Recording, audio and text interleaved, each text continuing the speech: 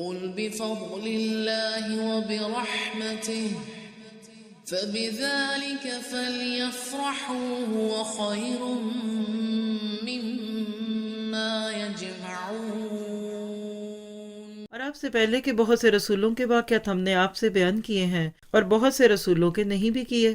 اور موسیٰ علیہ السلام سے اللہ تعالیٰ نے صاف طور پر کلام کیا۔ کیا آپ کا دل چاہتا ہے کہ اللہ تعالیٰ آپ سے کلام کرے؟ جی چاہتا ہے۔ تو اس کے لیے قرآن سمجھ کر پڑھیے۔ کیا آپ چاہتی ہیں کہ اللہ تعالیٰ سے آپ کلام کریں؟ تو جی، تو جواب یہ کہ نماز پڑھیے۔